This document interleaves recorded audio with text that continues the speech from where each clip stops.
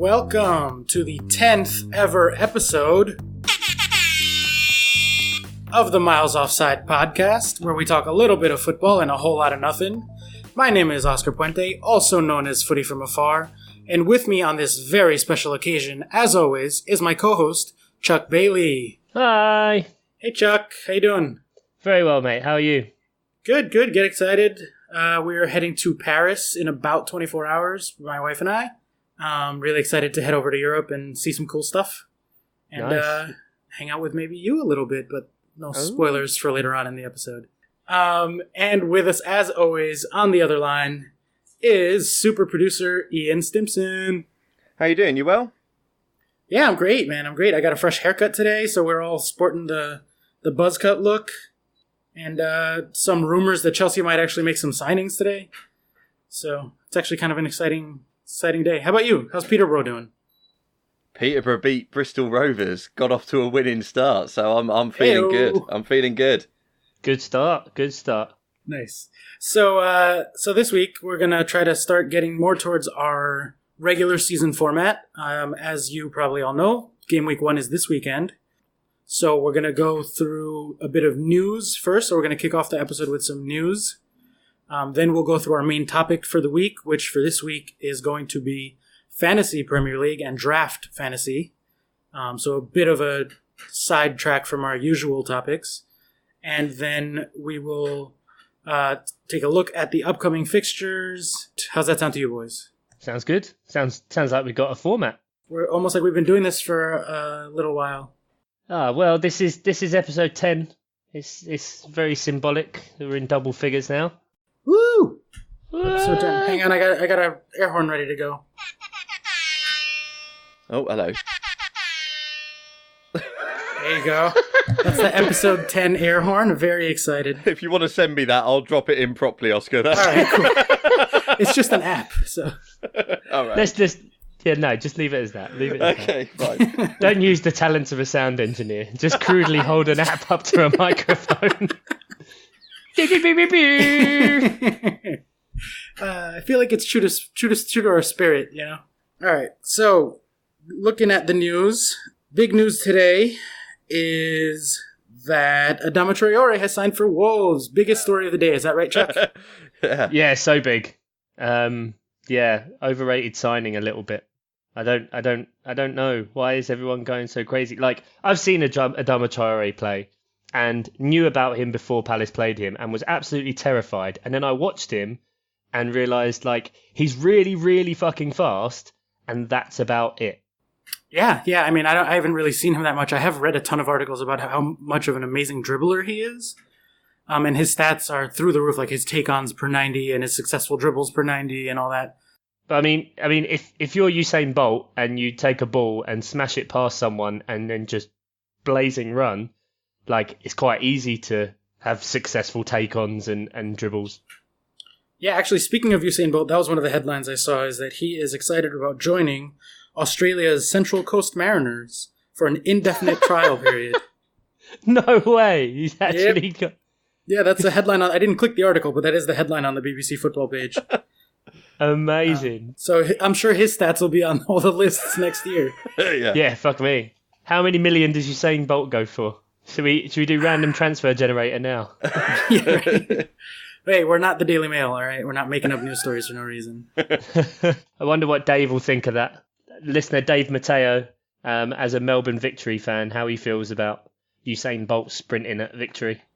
Ooh, that's a deep cut knowledge of our listeners there. I knew he was Australian, but I had no idea where.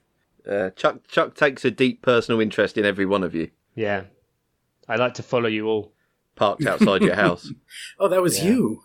Go through your bins.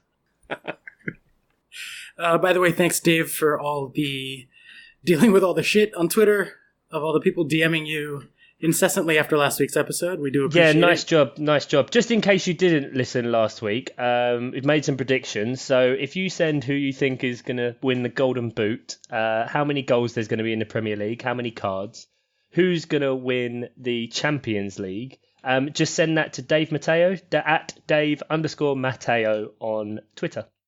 Yep. Please DM him as much as possible. I'm sure he loves it. Poor Dave. All right. So actually, the big stories for the last 24 hours have been my beloved Chelsea and all their goings on as the end of the transfer window rapidly approaches. It doesn't seem like there's many other teams doing much. There's a couple of rumors about, let's say, Pogba leaving for Barcelona, actually, so maybe let's start there before we go to Chelsea. Pogba to Barcelona, is that happening or is that not happening? Stimmers, go.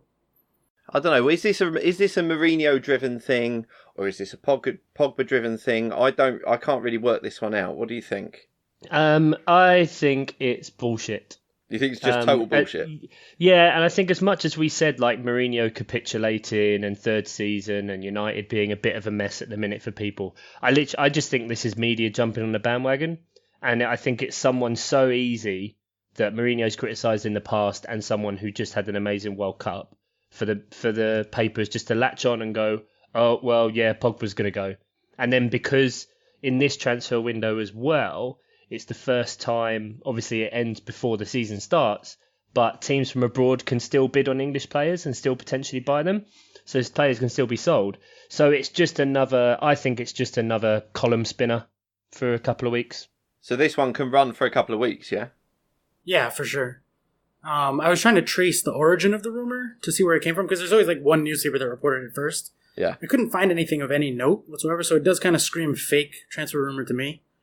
And especially, as Chuck was just saying, with the British clubs closing the window 2 weeks before anyone else, if they sell someone now, they don't have time to replace them. So all those rumors of players leaving for Barcelona, especially like Willian and Pogba, Alderweireld has been linked with a couple of clubs abroad. I just don't see those clubs being willing to sell those players when they won't have time to turn around and replace them. So to me, if he hasn't gone by tomorrow, he's not going to go. Even with Fred having come in, like, those are apples and oranges, so I don't... But Mourinho was bigging up Fred as a big creative player, wasn't he? Yeah, he was saying Pogba was more physical and Fred was more creative. So, I mean, again, that could be another thing that they're clutching at to try and drive a wedge. But, you know, you can have centre midfields where one's more physical, one's more creative, or one's slightly more defensive and one's attacking. Like, it's been shown to work. So, yeah, I think it's bollocks. So as a pod, we're shooting that one down, are we?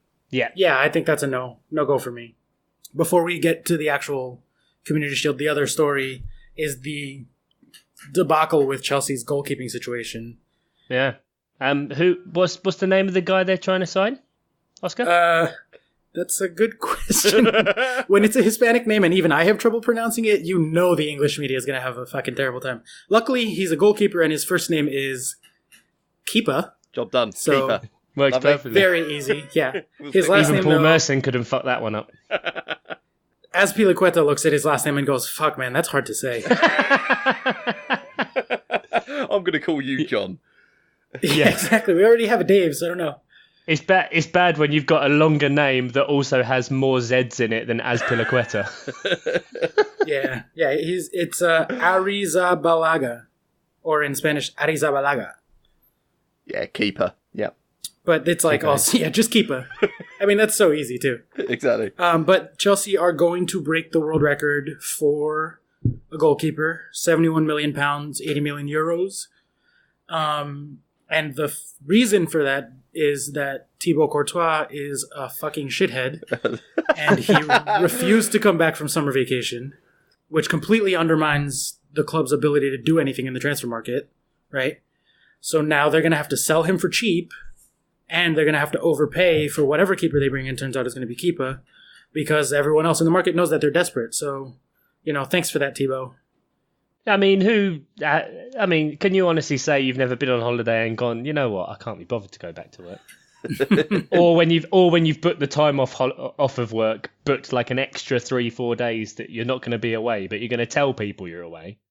Yeah, just come home and just like relax. Oh yeah. Take a vacation from your vacation. Yeah, absolutely. No one from your work listens, do they, Chuck? No? God, I hope not. No, look, I'm not mad at Courtois for wanting to leave, especially to Real Madrid. Like, that's a dream move. I understand that they're a bigger team. They're a bigger club than Chelsea. Like, you have to be honest about that. And there are a lot of Chelsea fans who are like, oh, we're the biggest club in the world, mate. Blah, blah, blah. Like, no, we're not.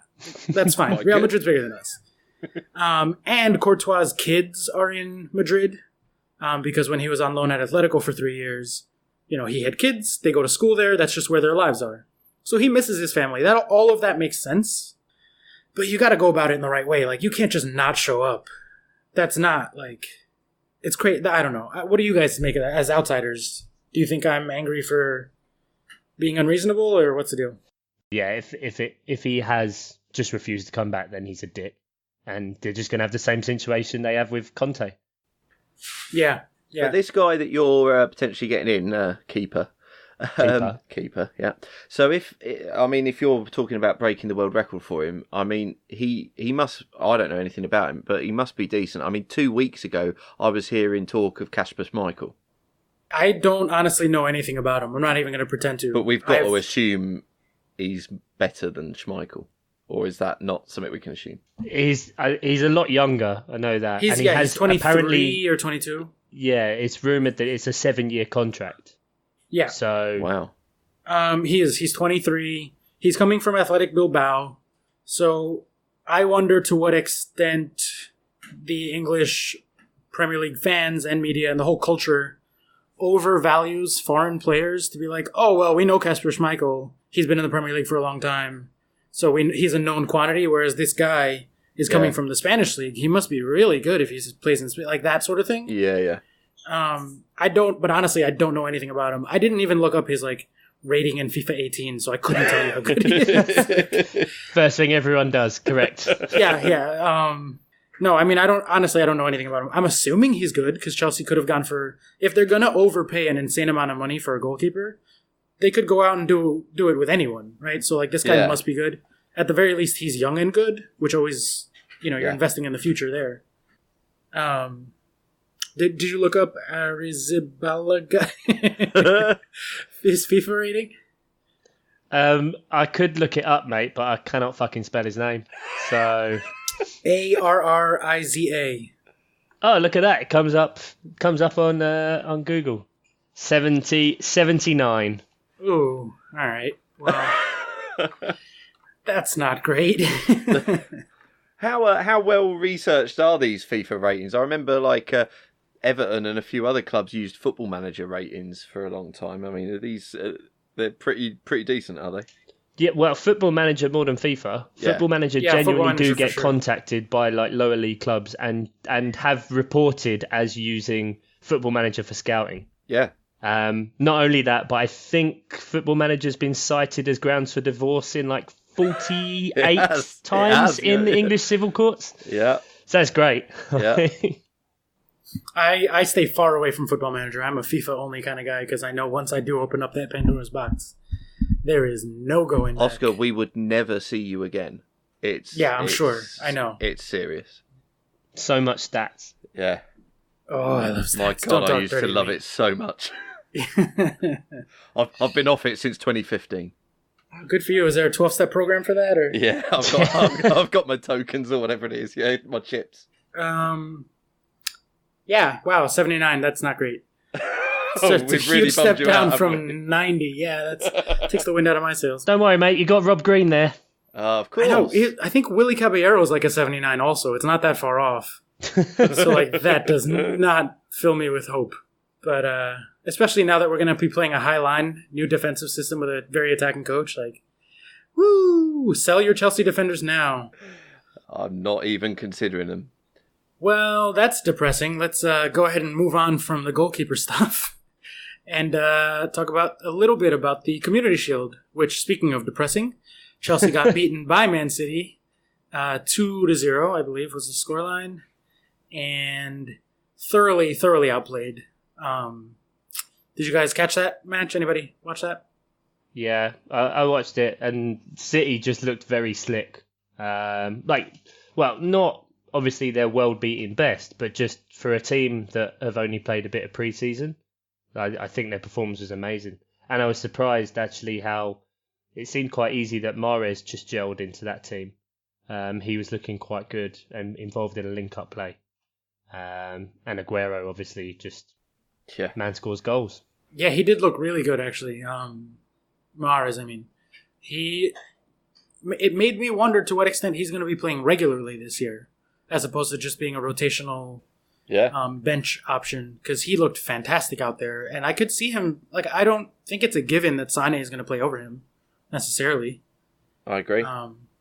Because who are their wide players right now? They have Mahrez, they have Sane, they have Silva plays out wide usually, and Sterling. Bernardo, but he's been distinctly second choice. Yeah. But Pep's been bigging him up, really talking him up as if he's going to be playing every game. Yeah, I mean, I wonder to what extent that is because their other really good players are going to be getting a late start given the World Cup, so he's just trying to get his confidence up when he's going to be playing regularly. Fair enough. Though he did get a fair amount of minutes at the end of last season. Yeah. And I do see him being like the successor to the David Silva role. Yeah. Well, it's natural. Yeah, it's Silva for Silva, right? But names aside, like he does provide a similar skill set, plays in the same kind of positions. It's a very much a like for like. And as David Silva ages out, I could see Bernardo Silva just taking his spot, sliding right in. And he looked pretty good in the Community Shield too. Stimmers, did you catch the match? Yeah, I mean, it was a bit frightening. I think they looked like a team who could defend a title. Not a problem really. So yeah, it was. I mean, I was thinking about you while watching the highlights because I was thinking it doesn't look good for Chelsea. This, I mean, you can't. It's one match and it's essentially a friendly, but yeah, it didn't look good. Yeah, it didn't look good at all. Like there's really no good things to say other than like, again, the fact that hopefully it'll get better when Hazard and Kante are there. I mean, it will get better with Hazard and Kante. They're two of the best players in the world. But to the extent of like how much better will it be remains to be seen.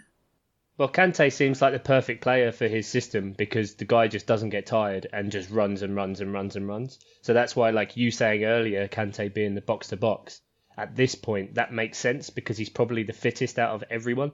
So like he can do that all game. Yeah, he's very fit, especially when he's wearing a three-piece suit. or is that not what you meant? That's never mind. No. But I'll take it. Man's good looking. He is. He's a handsome boy. He's so happy. There was a video of him with his family, I think. Just after the World Cup, and they won. They went round and they all just had like the exact same smile, like just from ear to ear. Like nothing could ever bother me. Like it was just so nice. It's lovely. Infectious happiness. He is my Chelsea jersey for this year. I always buy a new jersey at the beginning of every season. And I think very carefully about what player's name I'm going to get on the back. And this year I got N'Golo Kante, so... Lest we forget your Torres Asia Trophy jersey you bought. I always think very carefully about the jersey I'm going to buy. Yeah. Did you not buy a Courtois Community Shield top? No. That's a good collector's item, though.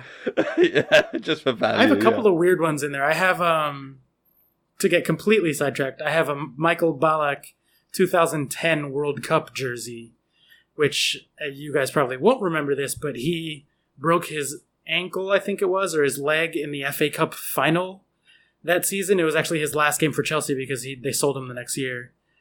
And he was set to be the captain for Germany at that World Cup, his last ever World Cup, because he was getting up in age, and then his leg was done. And so I bought that jersey, and like a week later, he was out, and he never played for Germany again, and he never played for Chelsea again. What the fuck are you thinking buying a Kante shirt? What are you thinking? You're the curse. You're like the Madden curse, but for Chelsea players. Jeez. Yeah. But enough about Chelsea, because I'm getting extremely sad talking about the transfers and the Community Shield. Let's go ahead and talk about fantasy. I prefer to live in a fantasy world than the one that we currently live in, so Chuck, why don't you take it away? Yeah, move from depressing reality into fantasy games where we can all pick different players. So we just had, so Oscar and I were involved in a draft league draft last night. In fact, obviously not last night as you're listening to it, unless Ian's very quick on the release.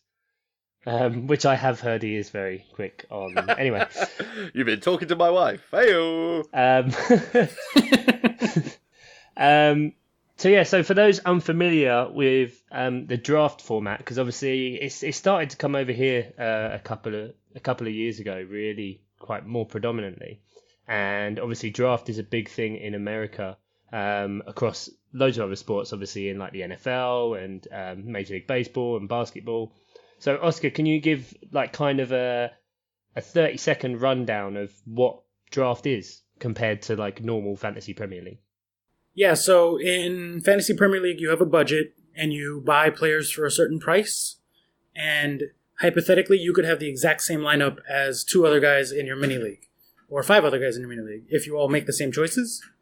But in draft, if I take Sergio Aguero, then no one else gets to have Sergio Aguero. So each player only occurs once in a league, and so you have to spread out your picks more strategically. You can't just say like, oh, I'll have Aguero because he's great, or I'll have Kane because he's great. One person gets Kane, so now you have to be willing to take, Adama Traore from Wolves, let's say. I know Chuck's going to pick him up the moment we stop recording. Because there's obviously a finite amount of players, and so as the picks go and go, you have to know more and more obscure players to be able to succeed. And then instead of just accumulating points over the course of the season, what you do is you play head-to-head. So let's say I'm playing Chuck this week. The guys on my team score a 75. Chuck's team scores a 72. I win, so I get 3 table points, just like you would in the actual Premier League for a win. 1 point for a draw, 0 points for a win.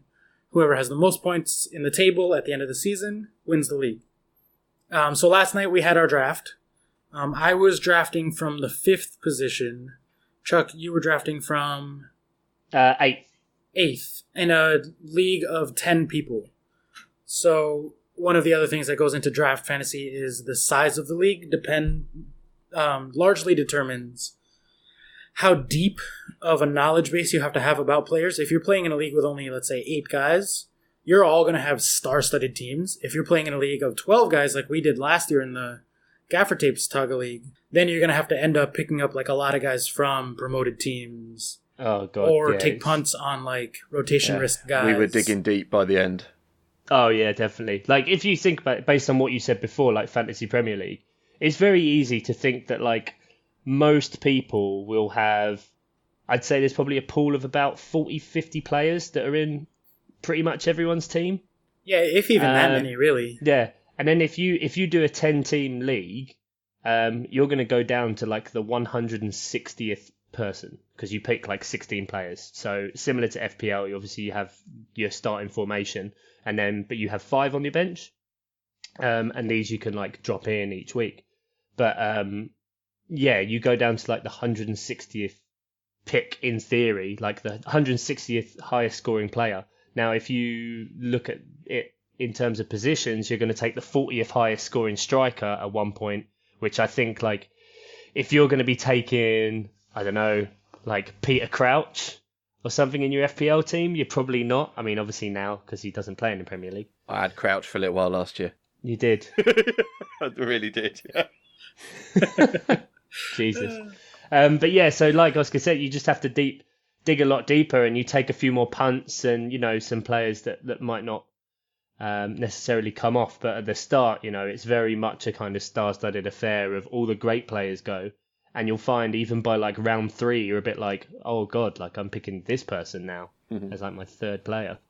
Yeah, especially depending on where you are. Like if you have first pick, I think a lot of people think to themselves, oh sweet, I get to pick the best player in the league, which is pretty much always going to be Salah in draft this year. That's how I won in our league. But then by the time you're picking your 2nd player, you're the 20th pick. So all the other like superstar players are gone. Whereas for me, drafting at 5th, I get the 5th best guy, but then it comes around again relatively quickly. So I get to have 2... Like, I don't have Salah, but my first pick was Eden Hazard, which, especially in draft, because the other thing that's different is the points system is a lot higher scoring. You get points for a lot more things than just goals and assists. So, like, something like successful dribbles, or chances created, or shots on target. All that sort of stuff is going to get you points. So Hazard is actually a beast in draft. So getting him at 5th is great. Yeah, definitely. And draft, so the extra things that you get scored on is kind of, to compare it to FPL, it's all of the things that go into making like bonus points. Yeah, absolutely. Yeah. The bonus point system very strongly correlates with your draft points.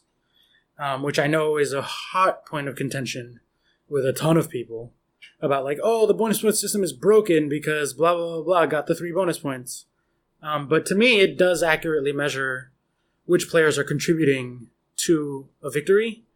I think that FPL managers have this mindset of, if this guy scored 2 goals, he should be getting 3 bonus points. Whereas in the bigger picture of like the actual analysis of the game, just because someone is the one that happened to be on the end of 2 goals doesn't necessarily mean that they were the best player on the pitch. Right? Yeah. Like if you look at perfect example in Barcelona in their prime, Xavi would have been a terrible fantasy pick, but he was arguably their most important player, him and Iniesta, before Messi really took off as the best player in the world, because everything ran through them and everything was sort of possible because of Xavi. So he's the kind of player that draft and the bonus point system picks up a lot more than classic FPL does. Yeah, and it gets a bit more exciting because it means that, defensive midfielders like get a bit more love. Like someone like Kante, who's, he might get you like 2-3 points every week in fantasy and would then, every so often get like an assist or a goal. He'll get you like 2-3 points every week. So he'll be kind of like a fourth or even like bench rotation player or just someone to make up the numbers in FPL. Whereas in draft, like because he's winning every ball, he's going past people, he's beating them. He can be an absolute points machine. Yeah, so N'Golo Kante is projected to have 300 points in our draft league this year by their computer system or whatever. So for a bit of comparison, Willian is projected as only having 291 points. So Willian, who's probably going to be starting pretty regularly for Chelsea, is going to get the same amount of points as N'Golo Kante. Whereas in traditional FPL, those two players would be, night and day. Also, the FPL bonus system seems to really punish negative actions like even like shots off target or losing possession. So Salah, despite the fact he was the highest scoring player, lots of goals, lots of assists, he didn't pick up a great deal of bonus points because of the amount of shots he took that were off target or when he did lose the ball. Does the draft games not punish as much? So Taga didn't last year, which was one that all of us were using last year. They went out of business, unfortunately. So we all switched over to this league called Fantrax, this site. We've never done it before, so we'll see what happens. But the cool thing about Fantrax was that we could customize the point values. So we could kind of set it to be if a player does bad things, it takes away points, or you just kind of leave it as zeros and only does positive contributions. Okay. I know one point of contention with Chuck in our group chat was that he had said he wanted it to take points away for missing penalties, which I also agree with, but in Taga that was not set up that way. Right. So a player could miss 5 penalties in a match and it wouldn't hurt their score last year. Right, okay. Yeah, it's fucking mental. Missing a penalty is like one of the worst things you can do in football. Yeah, I agree completely. I don't actually remember where we ended up with this league as far as missing penalties. I think it's a negative score, I'm pretty sure. But that is the cool thing, and at the same time, the more overwhelming thing is that there's so much more that goes into, like, who's a good pick, why are they a good pick. Mm-hmm. But I think that's necessary, too, because if you're doing a draft league using the traditional scoring system, there's really only about 30 players that are particularly useful. Right? Like, or even 50. Like you were saying about the pool of players that you really want to have. Like, there's going to be 20 really good guys and then, like, another 30 serviceable guys. Mm-hmm. If you only have 50 good players in a league where 200 spots have to be filled, last season there was 12 teams, so we went all the way up to 192 players active in the league. If it's only goals and assists, sure, that simplifies it, which is great for FPL, but that's going to be really boring. And not going to be anybody good to pick up after, like, the first or second round in draft. Yeah. What we're saying is FPL draft is shit. Yeah, they've not got that format right, definitely. No, because they need to change the scoring system. Yeah. Yeah, it doesn't work. It's not as exciting. And one of the big things with obviously it being a draft as well is the actual draft night. Like, it's so much fun and it's really exciting because obviously there's time limits to who you can pick, and then obviously I'd assume you're doing it with some mates, so you can have like some good chat about, why the hell has this person picked up them there? You can meet up and go around someone's house, have a house party out of it, because it takes a couple of hours. But whereas picking your team in FPL is sitting there for hours and hours and hours poring over it. This one, like, you go with your gut so much, and it's so much fun. Yeah. It's a proper social activity as well. That night we had last year where most of us met up and Oscar Skyped in for the draft. As you say, we had 12 teams going. It was so much fun. And like the gamesmanship that was going on with people just sort of coaching people through what players to pick or what players not to pick. And then the next round picking up those players was just absolutely brilliant. It was such a good laugh. Just psyching people out, going, yeah, take Wilshere. Take Wilshere. He's a really good pick in the 6th round. Take Wilshere. Just disclaimer, Jack Wilshere is not a good pick in the 6th round. No, he didn't even get Wilshere. drafted in our league. Last night I spent the entire night trying to convince people to pick up Joe Hart. Just every 5 minutes, they're like, take Joe Hart. Joe Hart's still available. You got it. And like, I was clearly joking, but at a certain point that does start to creep into people's heads. And so you get to the 15th round and they're like, Joe Hart is there. If you've got, I don't know how long you guys did it last night because I didn't do the draft last night, but if you've got 60, 90 seconds to pick and you've not kept up with what's happened in the last round, particularly because you've been chatting, whatever, then you proper panic because you're like, shit, who's gone, who hasn't gone? You look at it and then you just go, I don't know, Crouch. And it's like, fucking hell, So it was really fun. And it's an interesting format. And talking of which, rather than do like listeners' questions at the end, I might as well just weave them in. Queen Banger on Twitter said, what is the perfect order to draft for positions? Would you sort of rotate it, forward, then mid, then defence? Would you get all your forwards early? And when do you get your goalkeepers? Yeah, it's a really, really good question. It sounds a bit like copping out, but it's really tough because, like we said, it does depend on where you're drafting.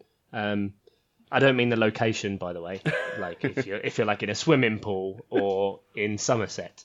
I mean, if you're sort of first, then obviously you get, as Oscar said earlier, you get the pick of every single player in the game. So chances are, as is most cases this year, you're going to go for Mo Salah because obviously he had such a huge year, not just in FPL but in draft last year.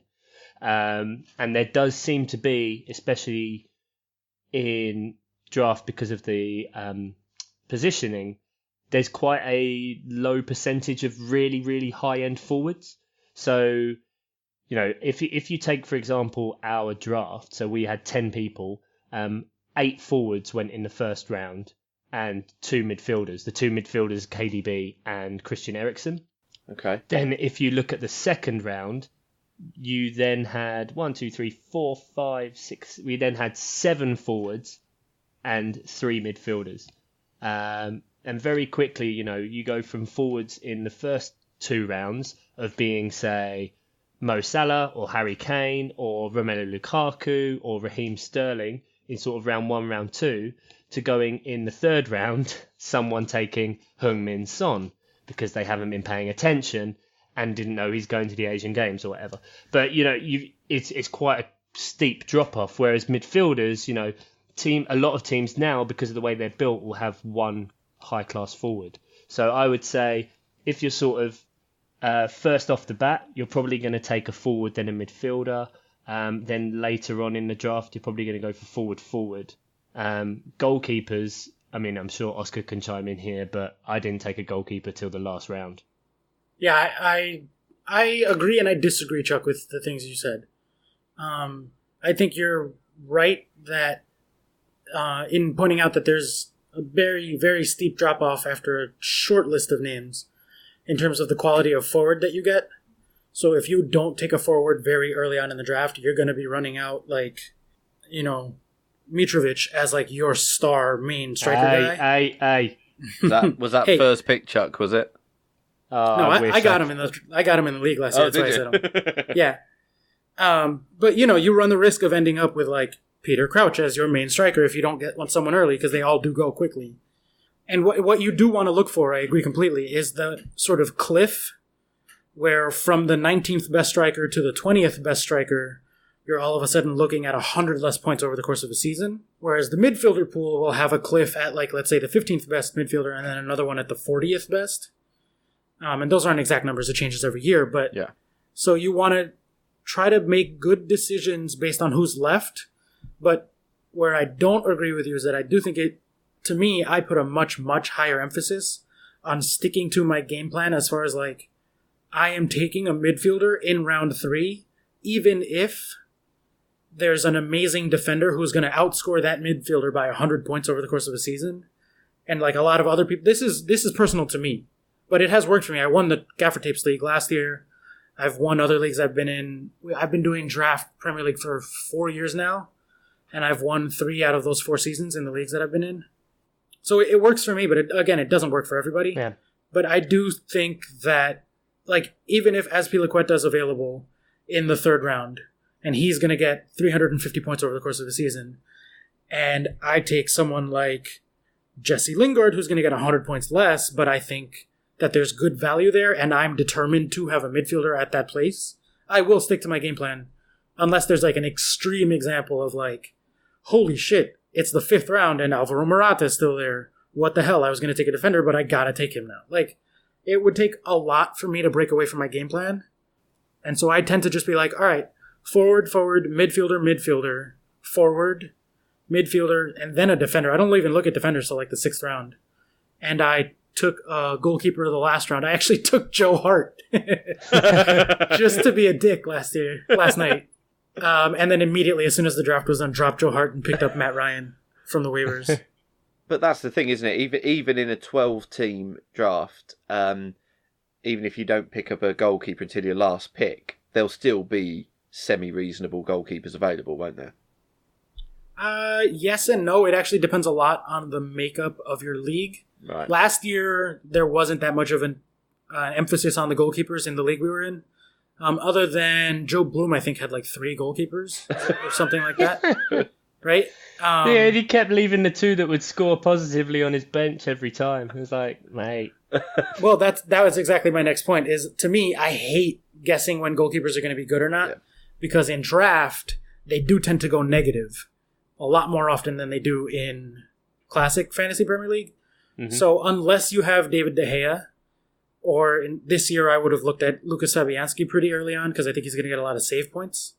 Unless you have one of the 2 or 3 really genuinely good keepers who get points every week, they're all about the same. Like, you're going to get a week with a -2 and you're going to get a week randomly with a 12 because they got a clean sheet and a save. And so to me, I avoid that crapshoot, but I've been in leagues where, like, at round 8, it'll just be like everyone takes a keeper and just all of the goalkeepers go in a row. Last year, I'm so anti-goalkeeper in draft that last year I won the Gaffer Tapes draft league with not playing a keeper for most of the year. Oh, really? I just dropped all of my keepers and took an extra midfielder because you can play around with your roster that way. Huh. And so to me, it was worth it to have more good midfielder options so that if someone gets hurt or if someone is starting unexpectedly, like Bernardo Silva, then I can put them in. Than to play the crapshoot game with a goalkeeper who, like, will go negative every other week. Yeah. In Fantrax, you're not allowed to do that. You have to field a legal formation. Right. So you can't just... I was fielding 10 players most weeks, but I was still winning my matchups because I was just avoiding negative points with goalkeepers. Yeah. And having... when I can pick between 2 better midfielders, I would up my average points. This year, I have to have a goalkeeper, but I did save it till the last round, and I'm just going to probably rotate around week to week. Yeah, you can definitely stream, like, goalkeepers, just pick up and put down, because exactly like Ian said, unless you've got people that are going to take 2 or 3 goalkeepers, in a 10-team league, you should still have 10 starting goalkeepers to pick from every week. So you can just go by fixture, or, the one that you think is going to get the least negative. But yeah, you definitely have to weigh up, right, let's say, for sake of example, I was picking 8th in my league. And so I got Christian Eriksen there, who is an amazing pick for draft, because he just consistently gets points all the time. But then it came round to my second pick, and I know then that's pick 13, but I'm not going to pick again until pick 28. So then you've got to figure, do I really want this player? Because I know that they're going to be gone by the time I get to 28. So I ended up taking Wilfried Zaha at 13.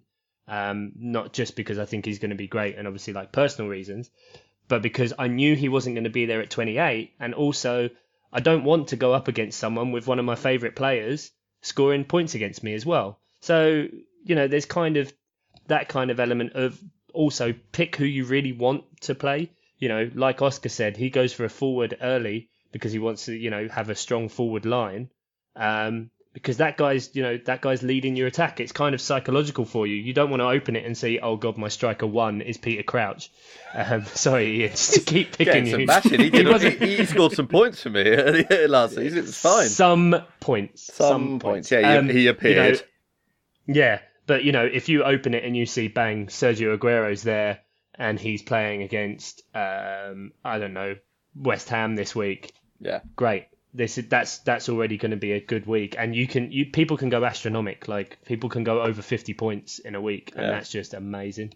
Yeah, I had a week where I had Alexis Sanchez on a hat trick and assist, and then someone else also on a hat trick, and I broke 200 points just off basically the two of them. Like the two of them combined for well over 100, and then the rest of my team did pretty well. So for me, we'll see how Fantrax is, but in Taga, I certainly was hoping to get 100 every week. And 150 on a good week, on a very good week. Any week that I had below 100 to me was a bad week. Whereas in FPL, I will, and we'll move over to FPL I think pretty quickly because we have been on draft for a little while now. But on FPL, I'm not very good at it. I will definitely have weeks where I get a 30. But if I got a 30 in draft, I don't even know how you would go about doing that unless you just had no players playing.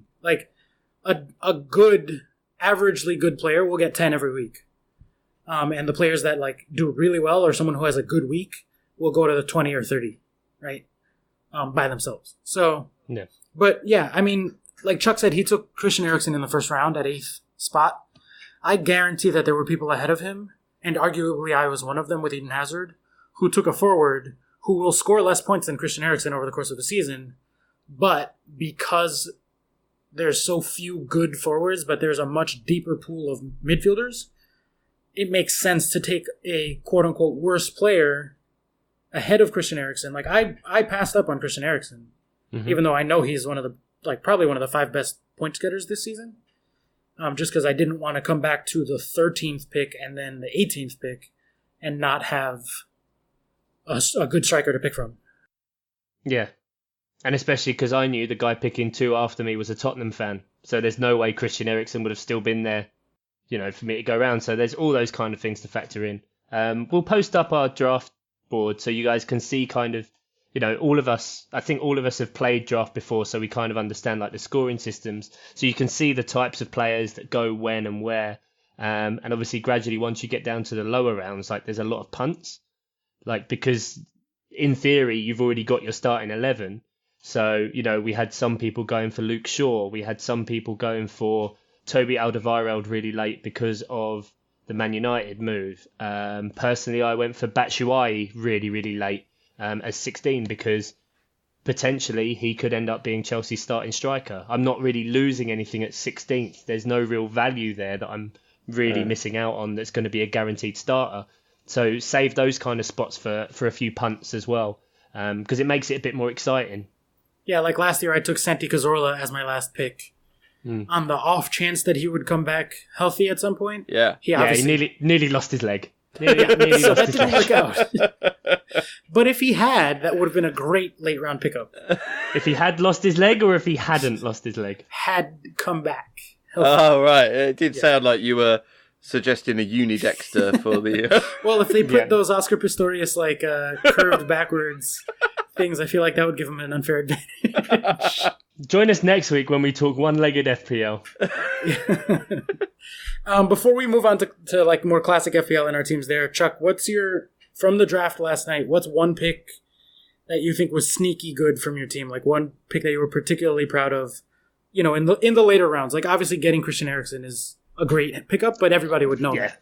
What's one that you're particularly proud of? There's no real sneaky pickup early on. I did like getting Jorginho in the 5th round. I think he's someone who, in terms of normal FPL, won't be too great, but in terms of draft, he could get like a lot of points. So I was surprised, especially as he's a shiny new plaything, for him to still be on the board after, Giroud had already gone, Morata had already gone from Chelsea. I think that was kind of a good one that stood out for me.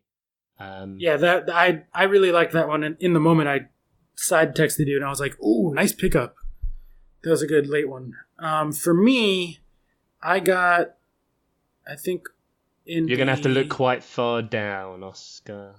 You didn't go well at the first. For all of you saying that you have a clear game plan, taking Riyad Mahrez on an auto pick in the second round is that normally in your plans? Or?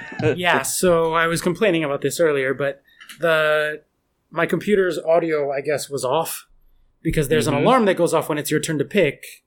And I went up to get a drink of water, and the volume was off on my computer. And by the time I came back, the auto draft, or in other words, the robot on the computer system, had chosen for me in the second round, taking Riyad Mahrez, which was not my plan, to take a rotation risk with my second pick.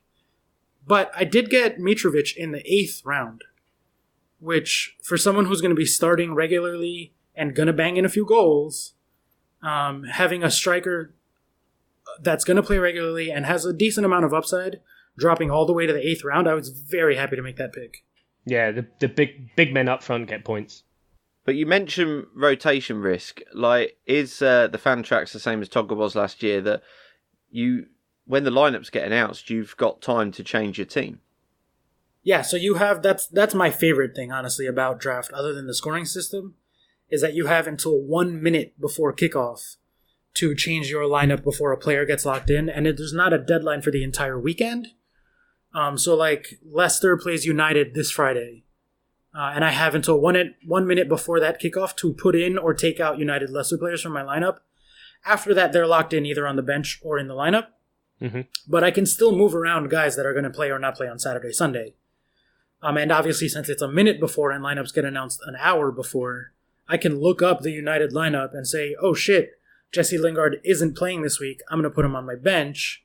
Or, alternatively, having someone who's a rotation risk is not as much of a risk because you just look for the lineup and you put them in when they start. So One thing that there is, like, more advanced level strategies that can be built around that. So I took Willian and Pedro with back-to-back picks, I believe, or 2 rounds apart maybe, because normally you would want to stay away from those guys because they're rotation, but they'll rotate for each other. And when Willian plays, or alternatively when Pedro plays, they both get 20 points, right? So I'll just put in whichever one of them is playing, and I'll get 20 points out of that spot, as opposed to having a guy who gets 7 every week because he's starting regularly, but he doesn't have the upside of that. And now I'm getting 7 out of that position from that guy playing, as opposed to more likely to get 20, even though one of them is riding away with a 0 on my bench. Because I can just put in the one that's starting after I look at the lineup. So to me, that's awesome. Yeah, it definitely makes draft a lot more exciting. The fact that you can, you get that kind of tinker time to pick up and put in players and just kind of weigh up. And whether you want to leave someone in there that is still, I had Anthony Martial last year. It was a great example that I started him so many times, even when he played on the bench, because he would come on in like the 82nd minute and score a goal, or get an assist, or do something. So you learn all different kinds of tactics. I think it's much more engaging than regular FPL, where you kind of set your team and make like one change a week, or maybe more if you've saved transfers or you're going for points hits. But whereas with draft, you can constantly be picking up players that you don't have, offering to trade with people as well. We haven't even spoken about trades, but that can be quite fun, trying to convince your mates, being like, oh, go on, like, you want to take this player, because I guess I'll take Sergio Aguero for Christian Eriksen, because Eriksen just got injured, but no one's really noticed yet. Yeah. And, like, all stuff like that. And you get to have a good amount of fun with your mates as well. Yeah, thank you to our good friend Raf for giving me Sergio Aguero in a trade last year, because that pretty much was the big thing that won me the Gaffer Tapes League. So, well, it's more that you traded he gave you two players that went on to have shining seasons, and you traded him like Gabriel Jesus, who got injured the next week, and Will Hughes, who got injured the next week. Yeah, and he was in first place at that point in our league, and I was in like fourth, and that turned around pretty quickly after that. So I get the feeling he won't like that mention as much as he did the other one. He had a good draft last night, though. Yeah. So that'll wrap it up for draft. We're going to take a quick break to refill our waters and stretch our legs. And when we come back, we'll talk about classic FPL and preview the first week of matches for the actual Premier League season. Woo! So we'll see you guys in a bit.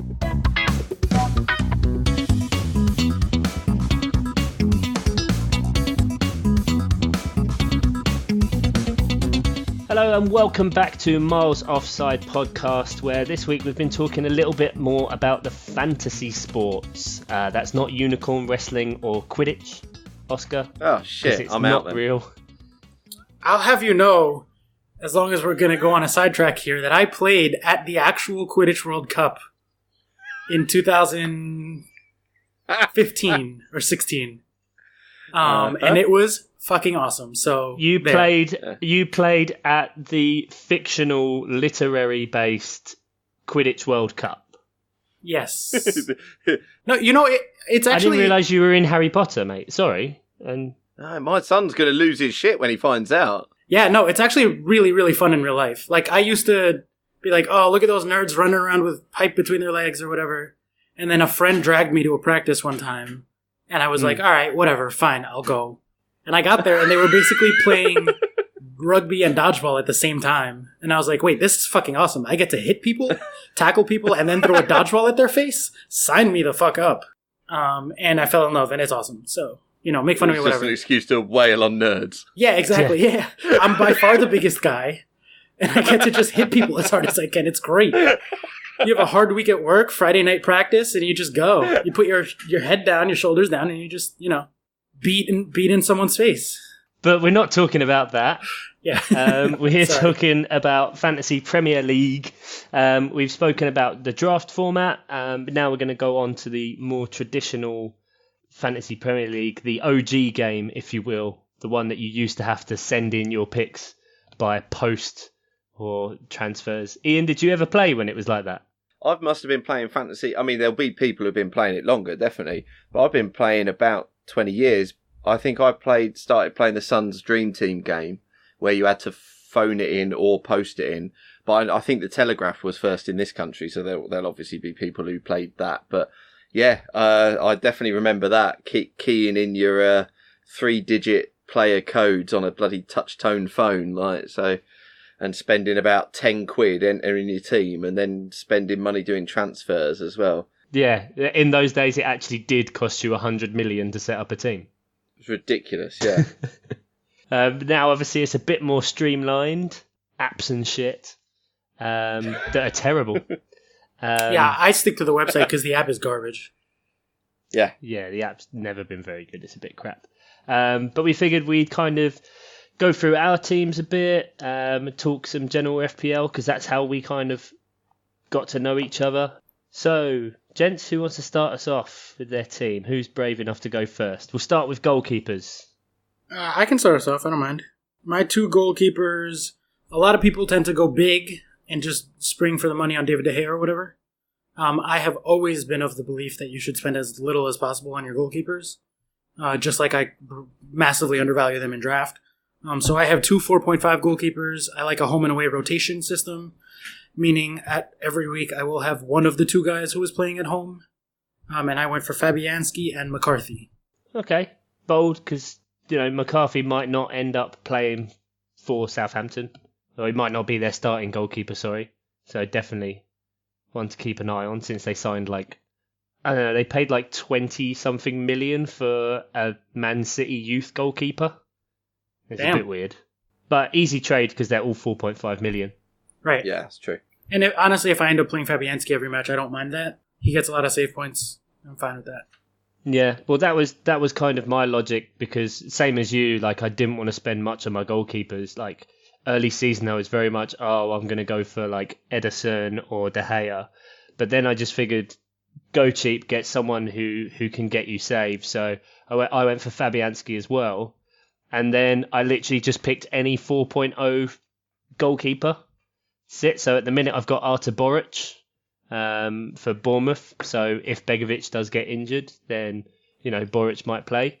But I'm just going to play Fabianski every week because it doesn't matter if he's playing against someone like really good. You don't really get that much negative for letting in goals. But the amount of saves he could make. He did great last season. Yeah, incredible for Swansea. Like, he was playing for Swansea then, and you'd put him in your team. And now he's playing for West Ham, who are a better team, and have also improved really well, I think, in this transfer window. For me, it just makes sense. And he's 4.5, like as cheap as you can get for a starting goalkeeper. So I have gone for reasons that might become clear. I had a bit of money to spend, so I've gone the opposite. I have sort of gone set and forget with Ederson. So I've got the Man City goalkeeper. My other goalkeeper is Ryan, Brighton's goalkeeper, 4.5. I could have gone for a 4.0, but I don't like having a non-playing player in any position to start with. So even though I've gone expensive for my first choice goalkeeper, I'd still prefer a playing goalkeeper for my second one. So that's fair enough. Yeah, I've gone Ederson and Ryan. So question for you, why Ederson over De Gea and why Ryan over any of the other 4.5 keepers? Ryan, because I like because Brighton's opening fixtures aren't too bad. I think I can't remember what time frame I looked over, but I think Brighton's fixtures are okay. So I went with them, and Ederson because he's and every 0.5 makes a difference, and he's 5.5.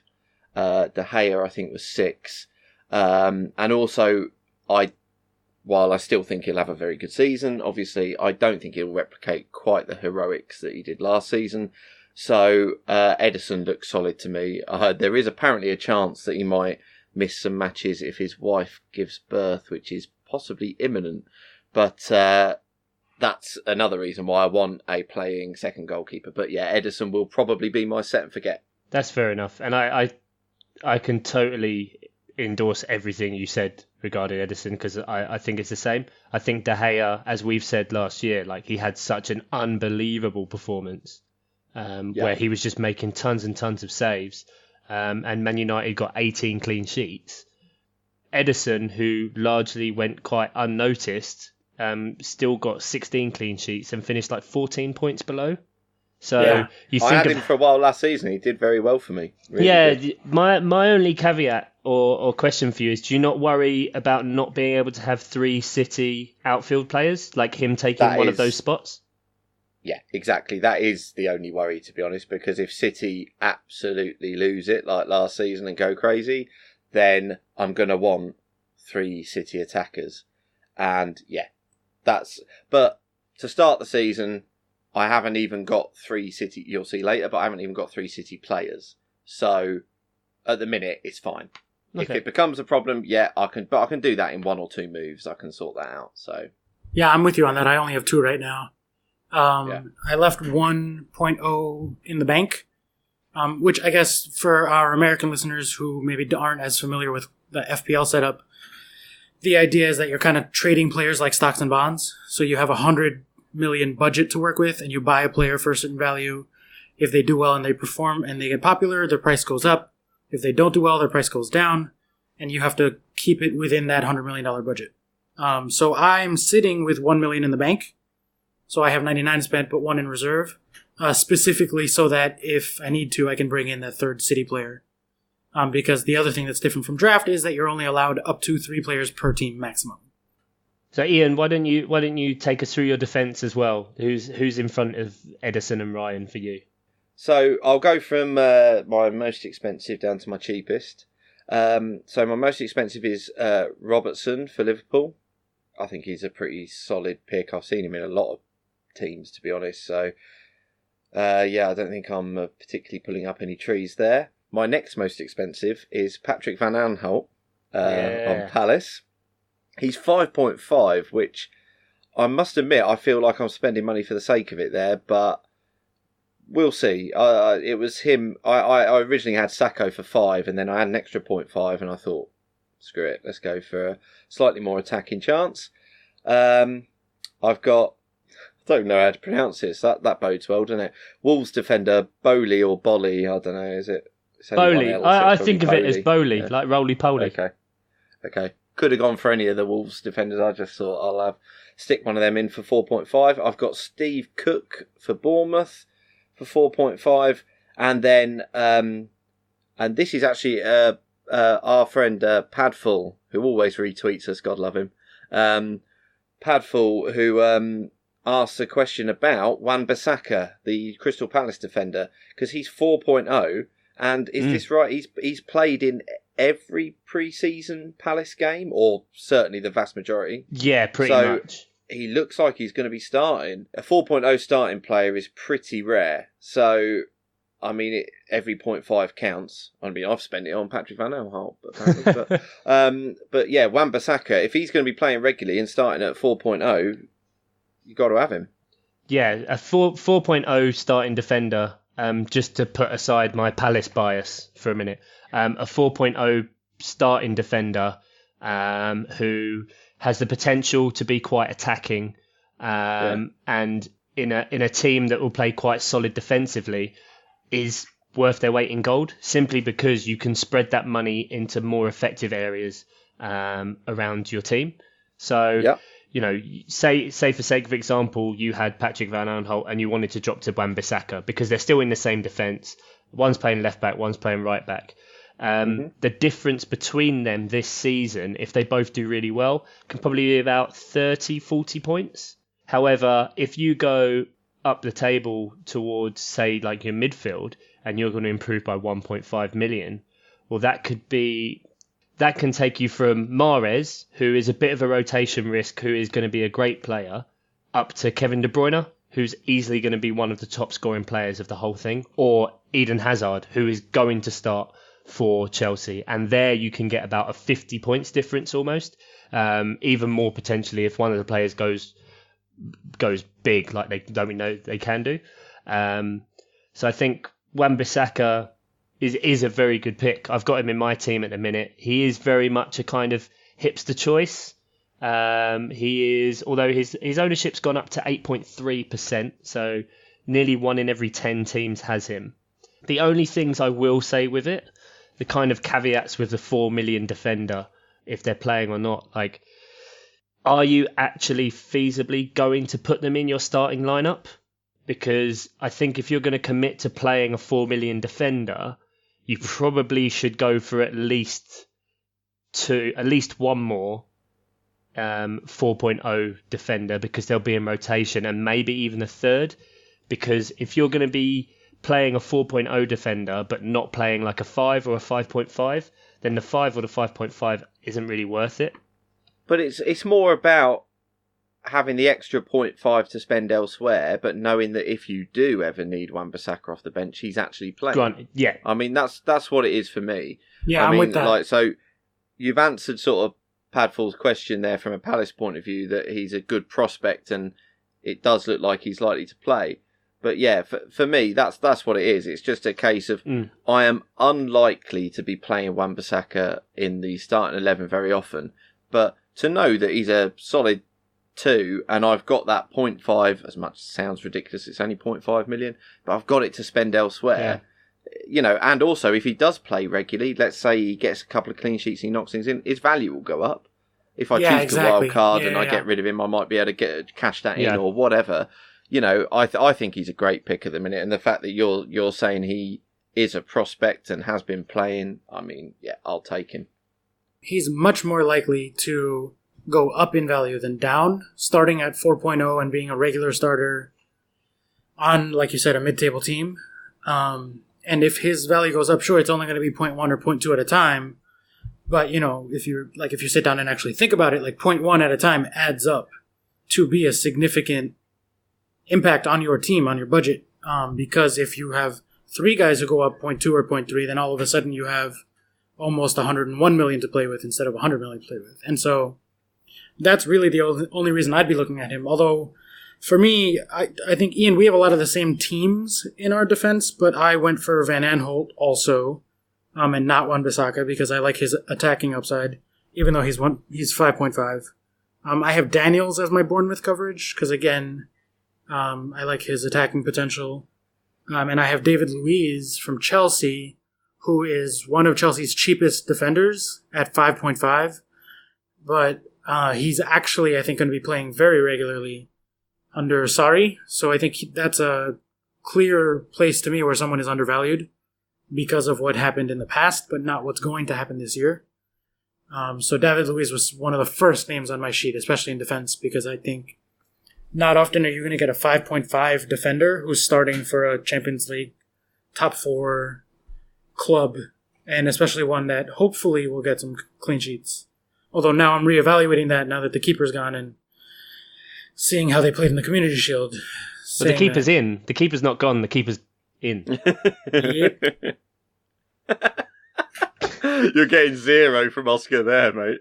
God, that's 79 FIFA. You have no idea. Clearly, Oscar is very tied to FIFA ratings.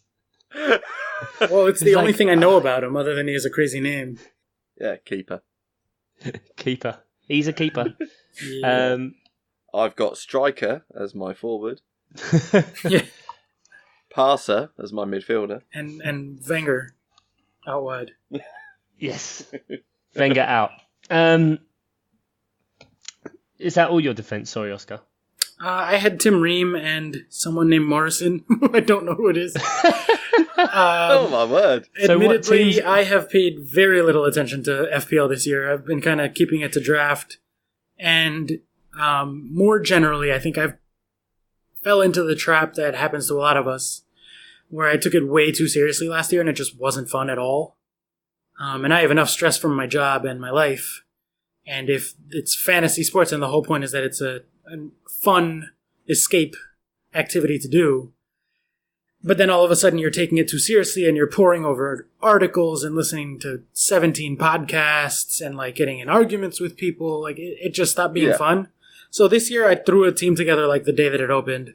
I've looked at it like once or twice, and I think I put Morrison in there because someone on Twitter told me it was good. I read an article and I was like, yeah, that sounds good. And then 5 minutes later, I immediately forgot about it. But if he's a bad pick, please tell me. Sean Morrison from Cardiff. I guess he has a lot of attacking upside, I'm guessing. Well, the thing with Cardiff is they seem to be being picked as the whipping boys for this year. Yep. Now, Warnock is known for being a very sound defensive manager and traditional English. Prick. Yeah. The Warlock, as the Palace fans call him. Such a knob. Yeah, and time again, it hasn't really worked in the Premiership. So, especially early on, Cardiff have a lot of really cheap options for a reason.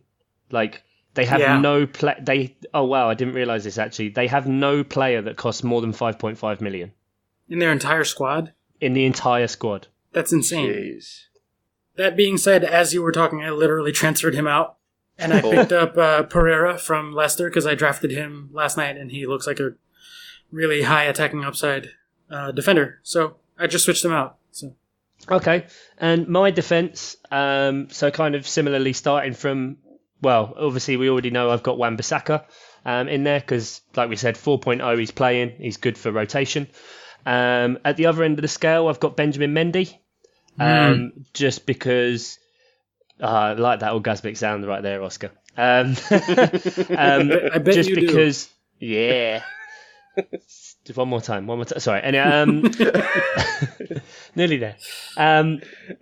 Just because last season when he came in, he was incredible, and it was such a shame that he got injured so quickly. And then obviously he was with France at the World Cup, weirdly, even though he hadn't played for City apart from the last few games. And the last few games he didn't look good, but he'd just come back from the really bad injury. I think it was his ACL maybe. And so he's come back from France, and then looking at him playing against Chelsea in the Community Shield, he just looked amazing, marauding up the side of the pitch. And obviously he was one of Pep's big signings before that he hasn't got to use yet. So he's kind of like a new toy for Pep almost. So I think he's going to be using Bendy Mendy like as much as possible. That's a great pickup. How much does he cost? I don't actually know. 6 million. Yeah, 6 million. That's a bit steep for me. I never spend 6 on a defender if I don't like Marcos Alonso. I had that one year that he was insane, but yeah, he is big, but I'd value him higher this year than Azpilicueta and Alonso that are at 6.5, for example. 100%, yeah. Tottenham, every single defender is 6 million. I think they have 7 of them. Yeah, so Ben Davis, Jan Vertonghen, Kieran Trippier, Davinson Sanchez, Serge Aurier, Toby Alderweireld and Danny Rose are all 6 million for Spurs. Damn. And so, to kind of throw that in there as well, stick away from the Spurs defence because God knows Pochettino loves rotation and 6 million on a defender is not a risk you want. Like, if it turns out that Mendy is a big rotation, I could see myself dropping him very easily. I don't think he will be. Unless, I think Pep's playing him. I think so. Yeah. But, the only reason I'd keep him is if when he's going to play, he's going to go huge. So I'm happy with that, and I'll just leave him in my team. He's cheaper than Nicholas Optamendi. He's cheaper than Kyle Walker on the same team. So, yeah, I think, I'm definitely the best value way into that back line other than Edison. But, for sure. Yeah, so that's kind of where I went with it. I, like you said before, with the 0.5 can go a long way. I took my 0.5 from Edison and turned it into Mendy. That's just where I went. And then 5 million, I've got Mamadou Sakho. I did want to have Van Aanholt for the same reasons that you guys have said. But Sakho is an absolute bonus points demon in this game. Yeah. We've spoken about bonus points earlier in this game and how it's a bit more of a metric of how someone contributes to the team's performance and in other ways. So if we look at for defenders last year, the top bonus points getter was Azpilicueta, and he played 37 games, like 37 full games, so 3,330 minutes, and he got 25 bonus points from over 3,000 minutes. Mamadou Sakho, he got 18 bonus points from less than 1,600 minutes. That's crazy. Yeah, so, how much does he cost? I might pick him up. He costs 5 million, so he's 0.5 cheaper than Van Aanholt. He looks really good going forward, again, like as a Palace perspective. Injury is a bit of a worry. Him and James Tompkins in their last 20 games when they've played together in defence, Palace haven't lost. So that's just a little Palace stat there for you. So I really like the look of him coming into my team, and so that's why I kind of put him there. That he's got the attacking potential, bonus points he can get really easily, and then the last spot is a 4.5 that I keep putting people in and out, but at the minute I've got Kiko Firmino for Watford, just because I've seen somewhere that he's playing out of position. Their fixtures aren't bad as well. Yeah, their fixtures aren't too bad. Yeah, so they start off with Brighton, Burnley, Palace. Then they've got Spurs, United, then Fulham, then Arsenal, so not great. But then after that, Bournemouth, Wolves, Huddersfield, Newcastle, Southampton. So you can ride that out, I think. Yeah. Yeah, I think so. And for 4.5, it's not too bad. I mean, that could still change. There's, other options I could go. I could even, like we said about it so many times, drop him down 0.5 and find another 4.0 in there. But yeah, that's my backline. So yeah, so that kind of wraps up the defence and goalkeepers. Now we kind of get into the real meat of the teams and the midfield, where you can start to splash the cash a little bit more. Personally, I don't know about you boys, but I had to go with Mo Salah in the midfield at 13 mil. Yep, I have him. Yep, me too. There's no way to avoid it, really. Like, with how many players are going to be out at the beginning of the year from the World Cup and all that, like, he's must-have. Yeah. Yeah, World Cup was definitely a huge factor in mine. Like, when I first did the teams, I talked myself out of Salah and left him out for a long time. And you can build, like, a really, really good team. But he's 13 million and he's 50% owned. Oh, like, yeah. I cannot remember. He's 52.7 right now, and I think that's going to go more. I reckon that will go up. Yeah, because there's going to be a lot of people in the next 24 or 48 hours who are making last-minute teams, and they're going to put him in. Yeah. I can't remember ever seeing a player that highly picked coming into a season. And the downside of not owning him is really bad in comparison to the upside, because like if Salah doesn't do well, all of us owners, like within a few games, if we want to, we can jump off of him and spread the funds, do whatever. Oh God, that is the hardest thing in the world to do, though. Fuck. Yeah, it really is. Yeah, absolutely, of course. But if you don't own him and he continues on the form he did last season, he will go up in value. Unbelievably, his ownership will rise more, and you've got to do a hit just to get him in then, and you're playing catch up anyway. Yeah. So for me, it's just mitigating risk. You've got to have him because the potential downside is really bad. So yeah, just get him. Just get him. Forget about it. Build the rest of your team. Just do it. Yep. If you take one thing from any of this, it is have Salah in your team. Like, trust me, I've been playing this game for years. It's not fun to have players that are really highly picked and you don't have them and they keep scoring because you keep thinking you're going to go for a clever pick somewhere or other. Like, I did it a few years ago and didn't swallow my pride and get in Vardy and Mahrez, and it just ruined my season. He's so highly owned and he'll be so highly captained that if you own him and don't captain him and he scores, you'll probably still go down in rank. Yeah, absolutely. So you can easily hop off him if you need to, but it's going to be much harder to get on him. Yeah. Absolutely. Grow up, Oscar. Sorry. No, I learned my lesson on that the same as you guys did. For me, it was Robin van Persie. That season at United, when he first transferred over from Arsenal, I refused. I was like, I'm not spending 13 million or whatever he cost for a striker. He was like 13 or 14 or something. I think it was 13 and a half, if I remember correctly. Oscar, that season my team was called Robin's Too Pricey. That's fantastic. There you go. And I held out. I did too. I was so stubborn about it, and it fucked me over so hard. Yep. That whole season. Probably my worst season. Yeah, same. Definitely my worst season. So I learned that lesson, and ever since then, if there's someone who's like 12 million and they're 50% picked, I'm like, all right, I'm doing it. Like last year, I didn't want to have Kane, but I would just bring him in for large portions of the season because you have to. Like, you just have to. Take your risks elsewhere. Right, exactly. So aside from Salah, who are some like cheap picks that you guys are looking at as being really good, and who are those like 9-10 million picks that you're looking at? So for me, the big factor in the midfield, like we said a minute ago, was like who didn't play in the World Cup or get deep runs.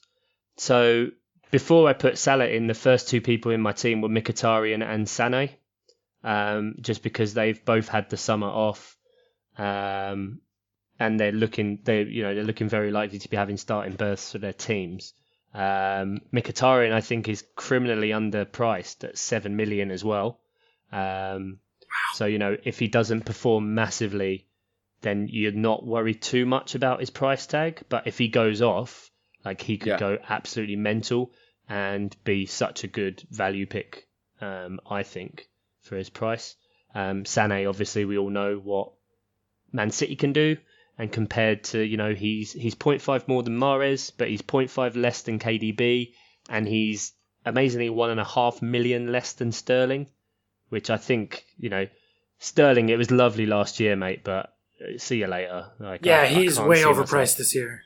Yeah, definitely. Way too expensive. I have Sané in my team also, and I'm getting cold feet about it, and I don't know why. I can't put my finger on it.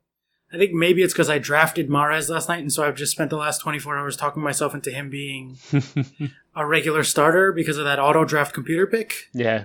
But the more I look at Sané, the more I'm like 9.5 million for someone who I don't know is necessarily starting every week, especially once everybody's back and healthy for City. That's a huge investment. And now you just said Mkhitaryan for 7. I'm like, he is not 2.5 million worse than Sané is.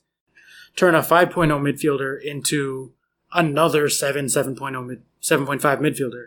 And I don't know. I'm just talking myself out of Sané right now. I don't really know why. I haven't seen a lot of teams with him in, like on Twitter and stuff. I've not seen Sane in a lot of teams. Not that that necessarily means anything, but No, it's 16% picked. really, Yeah. okay. So among the sort of FPL Twitter community, he doesn't seem to be a name that's bandied around a lot. Anyway, No, and you compare it with Mkhitaryan. Mkhitaryan's 15.1. Wow. yeah. So Okay. That's really a close. huge differential right there. So as I mentioned, going with Salah in the midfield, and then kind of I stepped my midfield down. Sané, who more and more now looks like he's going to bite the bullet tonight. Who are you going to drop him out for then? Oh, Because I'm probably dropping him out too. We don't have enough time. Okay. I could go for hours. I'll just start browsing now, and then we're going to be recording for 5 hours. Then I've got Mkhitaryan at 7 million, and then I've gone for two kind of who I think are going to be high upsides, potentially picks from the promoted teams. So I've got Helder Costa from Wolves, because it looks like he's still going to be starting in their team, potentially on the wing. But, you know, I like I said before, I can easily drop him out for someone else should I need to. And then I've gone for Tom Kearney for Fulham, because he seems to be a kind of more of a pivotal playmaker for them in recent years. And for 5 million, like, they're not too bad. If you drop to 4.5 in midfielders, like, you're going off a cliff and you're not really going to find anyone there. So just a quick one, because I think you can talk for ages about this, and I largely find it boring. But because of the midfield you've said there, are you playing a 4-3-3? It can kind of rotate between 3-4-3. I do have 3 starting forwards basically. Okay. Can go between 3-4-3 or a 4-3-3.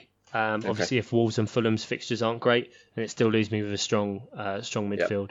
Potentially 3-5-2 as well.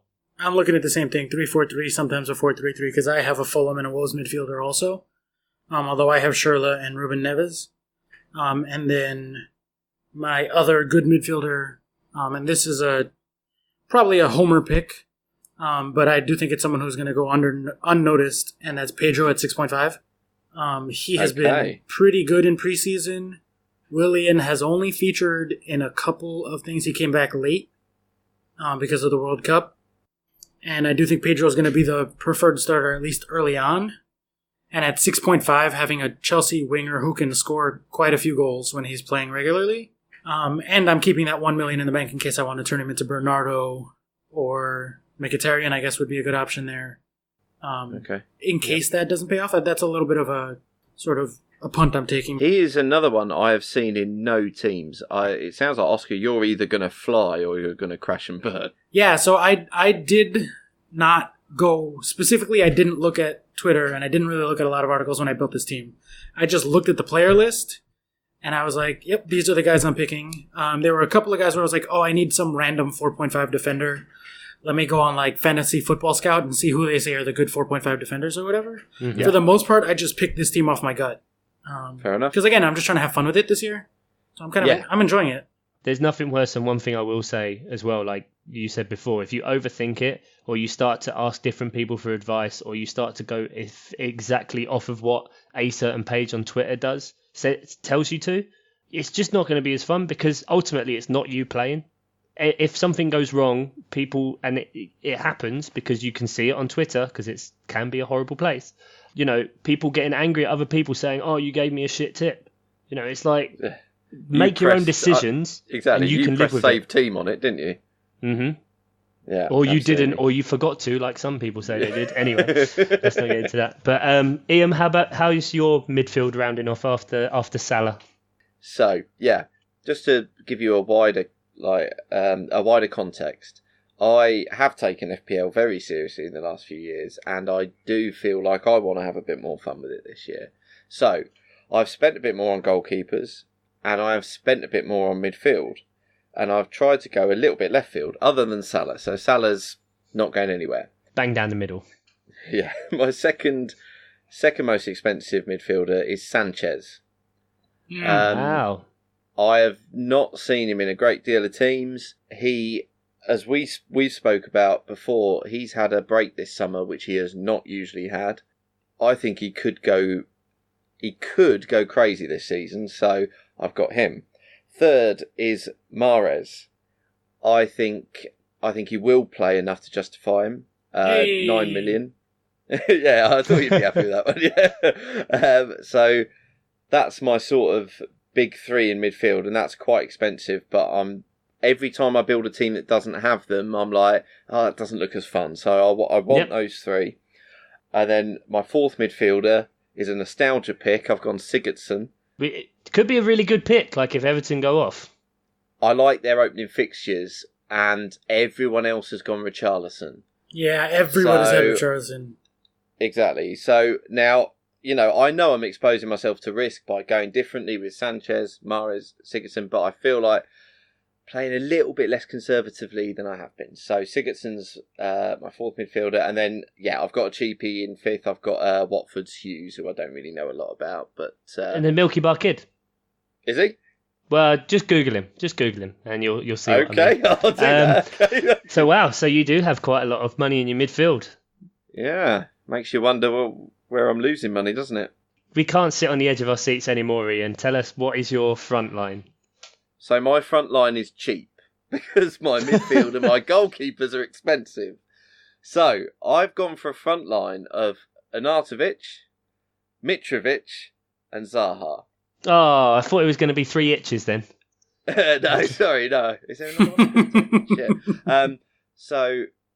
No Aguero, no Aubameyang, and I reserve the right to change that. But at the minute, all of those three look great value, really good value. Yeah. So I could have 2 premium forwards and one of those, and then really pare down my midfield, or I could have one of them, but then. If they're such good value, and I genuinely think all three of those at that, because Arnautovic and Zaha are 7, Mitrovic is 6.5, I think they're really good value. So I just want all three of them, and then I'll spend the money in midfield and have a bit of fun with it. And I've not usually done that, but I look at that team and I think that looks like death or glory. I fancy it this season. My only concern is you're locking yourself into having budget forwards at that point. Yeah. It is a concern. You're absolutely right. You change your mind on that, it's going to take 2 or 3 moves to bring in Aguero or bring in Kane after August is done or whatever. That's what a wild card's for. Oh, yeah. 4th week wild card? Yeah, but pulling the trigger on that 2nd week wild card. I've done that so many years. I can't even tell you. Like 8 weeks of poring over spreadsheets and picking up and dropping players to then go wild card. Yeah, turns out I don't have any starters. So yeah. But you've got it to use. So if this is just an absolute nightmare, then I can always wildcard. But I fancy having a bit of fun with it this year. So I've gone a bit crazy with my forward line. I actually really like your team because I have 2 of the same 3 forwards. I have Arnautovic and Zaha. And then I have Aguero as my third because I generally live by the rule of if Aguero is healthy, you got to have him in. Not a bad rule to live by. I just love Aguero on fantasy. He's won me a couple of draft leagues. Just love Aguero. Yeah, he's a great player in that way because if he's fit, he's going to score points. And then the great thing is, if he's going to be injured for 4 weeks, just dump him. And then the second you see him come back, just bring him straight back. Exactly. Yeah, that's exactly what I always do. So if you look at his rankings last year for forwards, he was the 4th highest scoring. So he got 169 points. But he played just shy of 2,000 minutes. You go 12 points up to Firmino, and he played 800 minutes more. Yeah. So nearly 9 games more Firmino played, and he only got 12 points. So Aguero's playing less, but he's so explosive that he's just going to go off if you have him in. So I can agree with that. And I have him in my team for that exact reason. Yeah. Yeah. Oh, he's a great pick, no doubt. Yeah, absolutely. He's fantastic. It pisses me off that they don't have points per 90 as one of the things that you can sort by. Yeah. They have points per game, but that's stupid because if a guy comes off the bench and gets 2 minutes, that counts as a game, as much as a full 90 does. They should just make it points per 90 because then you actually get a sense of how good they are. But whatever. That's just a stats complaint. Just listening to you talk, Stimmers, I am considering downgrading either Arnautovic or Zaha to Mitrovic, so that if it's either one of them, I think it would probably be Arnautovic, so that then I can turn Sane into Sanchez. because I also remember spending a solid hour being like, how can I get Sanchez in this team? And I was going back and forth between Salah and Sanchez and never even thinking about moving Sané. But now I'm kind of switching on that, and I'm like, well, I'm going to keep Salah in. Do I try to turn Sané into Sanchez? And that might be one way to do it, is to downgrade. I mean, I'm being slightly swayed by the fact that obviously the first fixture is Man United-Leicester on the Friday night, and I know if Sanchez goes crazy, I'll be close to number one. That's all I need. Yeah. Game week 1. Game Throw 1. the armband on. So you're captaining it. You're putting the armband on. No, of course I'm not. I'm fucking putting it on Salah. I'm not an idiot. I did say there's no obligations, but you're going to put the armband on Sanchez, right? No, of course not. Yeah, can we get that on the record? That's got to be it. It is so. Definitely. No. Obviously, it's going on Salah. But that's part of the reason I've got Sanchez is just because I think it looks like such a fun pick, and I can afford him based on a dirt cheap forward line. Chuck, who do you have? So I've kind of gone slightly more premium to you guys, so it's kind of a nice balance between everyone. So like I just said, I've got Aguero. I've got Aubameyang in at the minute just because I think Arsenal, they're very exciting at the minute. We're not quite sure how they're going to be, but Aubameyang in attack looks to be kind of dead cert there. And I think whether he's playing as a striker or if it is rumoured that he's going to be playing as left wing, I think he could still get a lot of points. And Arsenal's run, obviously at the start, they've got Man City first game, which isn't great, but it's one game. You can have a player for one game and still play him. Like, it's not that bad. And players like Aubameyang, and we will say this, like your high-end premium players, like you get them in because they can do the business. So it doesn't really matter who they're playing. Like, I'm not going to drop Aguero just because they're playing Man United that week. Yeah, exactly. Those strikers should be fixture-proof, shouldn't they? Yeah, absolutely fixture-proof. And so he's got Man City. They've then got Chelsea, who, sorry, Oscar, but obviously they haven't looked great. So Don't disagree. That's fine. So I'd expect them to get some goals against them, potentially, and it can come from him. And then their run is West Ham, Cardiff, Newcastle, Everton, Watford, Fulham, Leicester, Palace. They've got some really good fixtures coming up. So, and I just kind of, like you said, with the fun kind of thing, I want to be part of this. If Arsenal go off, I want to be a part of it. And I think with Mkhitaryan and Aubameyang, their connection is very good. So potentially could double up. And then third pick, I've gone for like slightly cheaper and definitely a left field since he's currently 0.9% picked. And that's Benteke. Nice. Oh. Yes. The simple reason I have gone for him is so everyone will judge him massively on last year, but I think last year was a blip. I think it's different to how he's been. If you look at, he got 3 goals and 7 assists, which isn't good for him, but it's the highest assists he's had ever in his career in the Premier League. Those were pretty much all down the stretch as well. So the second half of the season, had a good second half. But then the season before, he scored 15 goals. Season before that, when he played hardly at all for Liverpool, he got 9 goals and 4 assists. The season before that, he got 13. The season before that, 10. The season before that, 19. I think in terms of regression to the mean, he should be due, God, I fucking hope so, to start scoring goals again. And I think in pre-season, he's looked very, very good. He's fitter than he's ever been. He's just good. And I like him. Same reason, like I like having him in my team. So I've gone for him ahead of Zaha. Just he for the is extra another one. 0.5. If he scores, you will fly up. Yeah. That's a ballsy pick, man. That is a ballsy pick. But that's, you can... The reason I've done that is because I've got kind of stability in a lot of places. Aguero and Aubameyang should always play. Salah should be dead on. Mkhitaryan should be. Sané is a bit of a risk. Mendy will start. Sacco will start.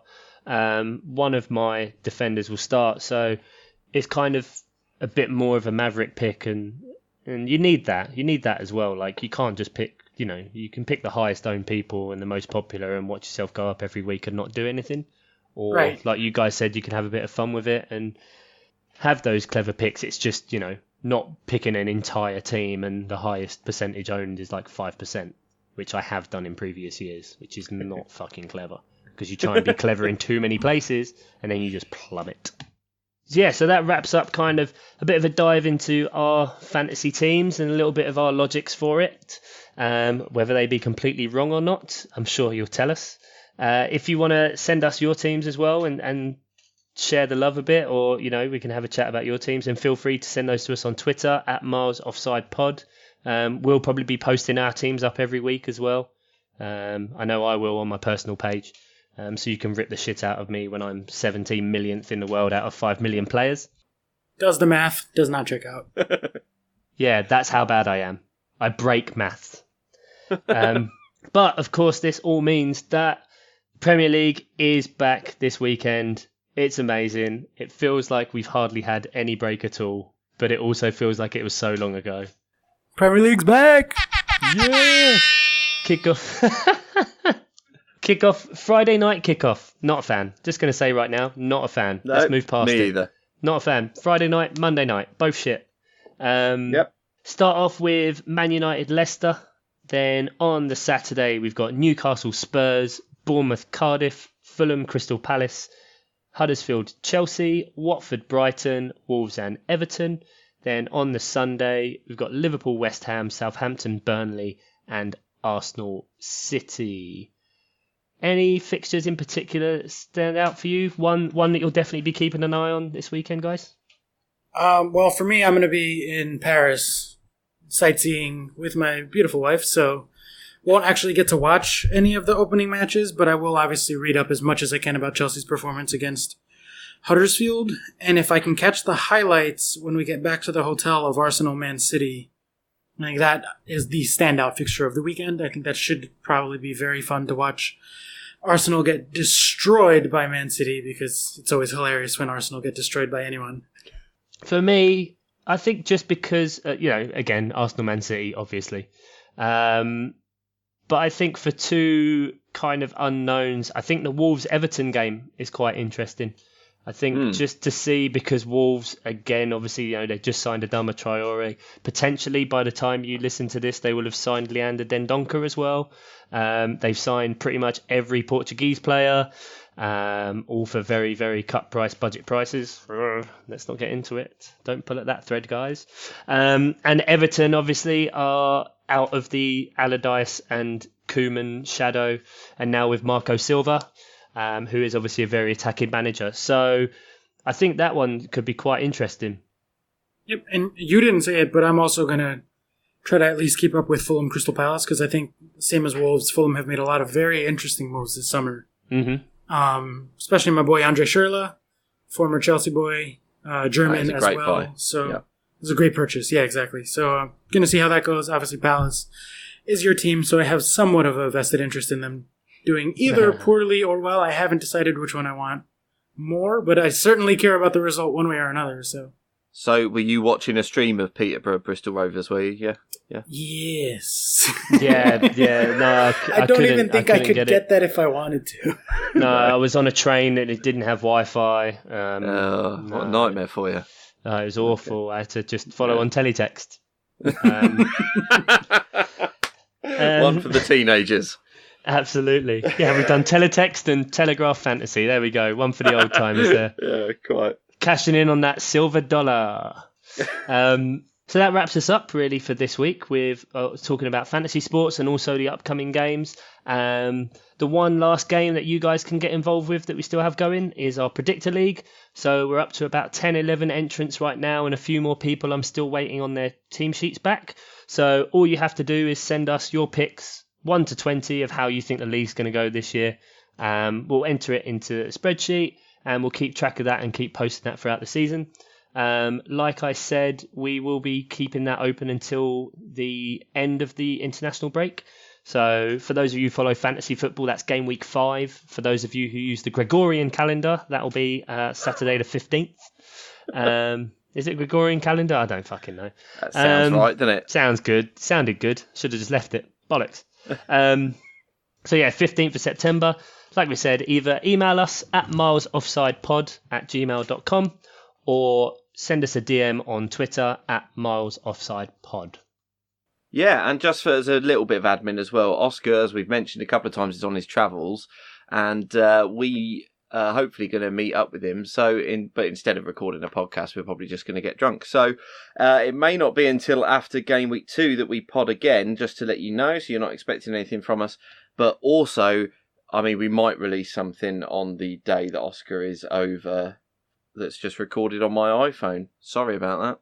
How many times I got to tell you to stop sending out our private videos that we record together? I fear for our Twitter feed that day, Oscar. But I'm very excited to get to hang out with you guys in sunny old London. But anyway, that's us done. So like we said, best of luck in your fantasy seasons, with your FPLs, and if you're doing drafts, and also to all your respective teams. If you are an American listener and you have picked a team that you're going to follow for the year, then get in touch with us, and we'll kind of try and name drop that a bit as well to see how you're getting on. And yeah, so we won't be back next week, unfortunately, but we will be with you the week after that to kind of review the first couple of game weeks of the football calendar. Premier League is back, boys. Come on. Woo! Thank you very much for listening, guys, and goodbye.